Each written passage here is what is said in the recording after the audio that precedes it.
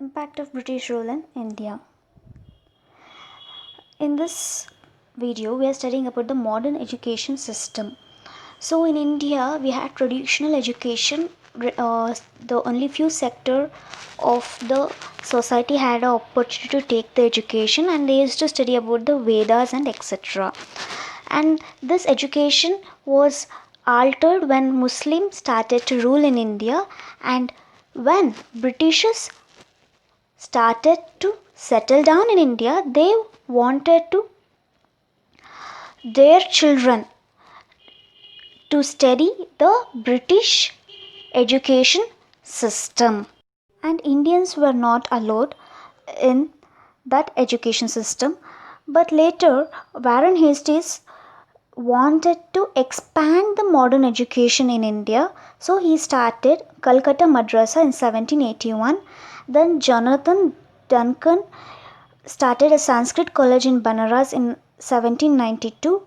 But Charles Grant stressed on universalization of British education in India, which means that majority of Indians should follow the British education. In 1828, William Bentinck became the Governor General of India. He gave a special support for the British education in India. He made Macaulay as the chairperson of the Committee on Education. So, Macaulay did a report on Indians. He said that his policy is creating a new class of Indians who are Indian by body but British in intelligence, opinion, and taste. So, he wanted very intelligent Indians who are suitable for Britishers. Also, after 1830, the English became the medium of learning, and Lord Dalhousie established universities based on the Charles Wood Commission, which was passed in 1854. The universities were built in Calcutta, Bombay, and Madras. Impact of British education. We Indians learned some secularism, the confidence that we have to respect our own religion. We have democratic attitudes, that is, we make the king rule along with the nationalistic ideas. Apart from that, the second point is that urge was received for local literature and languages. Since India is a land of many languages, each language speaking person understood about their literature and their uniqueness, and thus it gave a unity in thinking process. Periodicals started emerging, which means that everyone's opinion can be put up onto a paper or a periodical where others can read and give a critique whether it is right or whether it is wrong. That we call it as a critique. Next, fourth point is that new socio-religious reformation movement emerged. Since India was following a traditional method where we had four sectors, that is Shudra, Kshatriya, Brahmin, Vaishyas, all this the prior superiority and inferiority was came to an end with this social religious reformation, and thinkers like J.S. Mill, Rousseau, Montesquieu, they brought different thinking thoughts to the youth. Whatever they say was inspired by the students or the youth of the society. And when Indians saw other people fighting for the freedom, even Indians felt that even they want their freedom. And last, they started to appreciate the richness. Indians started to admire themselves. Constitutional development. As in when administration of British started to grow, even Indians started questioning them. They had to overcome the problems of Indians, so they needed some laws to help. So what are the laws they implemented for the betterment of their administration, we will be studying now. The first one is Regulating Act. Since if you remember, in the beginning of the lesson, civil rights were discussed. The misuse of the power by the officials in East India Company made Regulating Act to be passed so that the corruption will be reduced. So what are the features of this act was, the officials, or they had three presidency, even they had three universities, you remember, Bengal, Madras, Bombay. So they made Bengal as a prior or important. Under Bengal, other two presidencies were there, Madras and Bombay. That is, Bengal was controlling Madras and Bombay according to this Regulating Act. Second point is that Governor of Bengal became the Governor General of all the three presidencies. Third point is that Governor General had a power to control and authorize the two presidencies. That is, he has to control, or he has the power with other two presidencies. Fourth point is Bombay and Madras had no power except during acute emergencies. They cannot take their own individual approval. They have to seek the help of Governor General before conducting any war. And the next is that they opened a Supreme Court of Judicature in Calcutta, and in this court they had one Chief Justice and three ordinary judges. The next is Pitt's India Act 1784. This Pitt's India Act was passed to avoid the powers of East India Company, as East India Company was ruling India behalf of British government. They wanted to control the East India Company because the company was getting corrupted. So they replaced board of directors with board of controllers.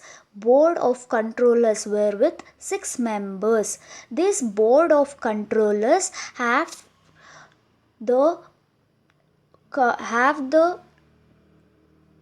power to control the issues related to land taxes, military and civil issues. Also, they declared East India Company is an integral part of England. The ultimate ruler is Government of England. Here, England is nothing but Britishers. So this was about the Pitt's India Act. Charter Acts. There are 5 Charter Acts, and each Charter Act will be renewed for 20 years. We are studying only 2 Charter Act, 1813 and 1833. 1813 Charter Act, any person who has an interest to do the trade in India, any person who is willing to do trade or business in India can carry out the trade in India, and they gave a new set of rules and regulation, or the new license, the protocols, what to do and what not to do. So the new era of license and authorization started, and board of directors had the power to appoint Governor General as well as Commander in Chief. Churches were allowed to enter India officially, and Christian missionaries were directed to enrich the knowledge of Indians, which means they started converting or expanding Christianity in India by converting many of the Hindus or Muslims to Christianity. Also, they started to expand the British education in India. Charter Act 1833. The Governor General of Bengal became the Governor General of India. He was given a name as Governor General of India. Governor General of India had power to direct, control and supervise, to see what is going on and to control and also to guide the trades in India. The central government of Bengal has a right like whether to do a war or to maintain a peace or a diplomatic relationship with princely states of India. The Governor General also has to put his difference when opinion differs with executive member. If there is some information or some issue between issue in the India, the Governor General doesn't like the suggestion given by executive committee, then Governor General has to put those things in a writing format. When he differ with and majority opinion, when he is opposite to the executive committee, he has to give his difference or his thoughts in a written format. And also, no discrimination should be made based on religion, color or birth. And also, Governor General should have one law professional in his executive committee, and any British company can trade in India. Government of Indian Act 1919. The first point is bicameral legislative body, which means it can have lower house as well as upper house. Just like in current Indian system, we have two houses, Lok Sabha and Rajya Sabha. Similarly, we can have bicameral legislative body. Second is diarchy is allowed. Diarchy is nothing but two people can rule in regional governments. High Commissioner was appointed for India. Commissioner is nothing but one who supervise the activities which are occurring in India, and that commissioner has to report to the England. Whatever he sees or the corruption or improvements, he have to submit the report to the England. And also, England promised to improve local self-government, and the budgets were separated from central budget. Each individual small states were given certain amount or certain budget for the improvement of the government, and they had separate electoral college for all the religions like Muslim, Sikh, Anglo-Indians and Europeans. Indian Act 1935, Government of Indian Act 1935. Federal system of Indian principalities, which means the places which are ruled under the control of Indians. The British governed regions, as name itself says, the places which are ruled by British government.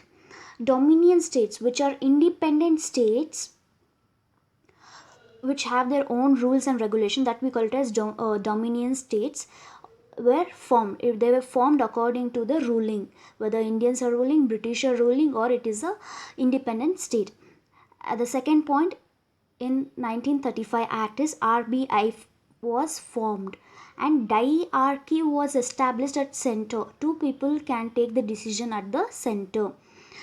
Here two people, and diarchy was removed at the regional level. In the regional level is nothing but in the state level they removed the diarchy. And the last point is that the federal court was established. The federal court is nothing but the dispute that occurs between any two states or any two provinces can be sorted in federal court. So such court was established in the year 1935 under the Indian Act 1935. This completes your third lesson in your history.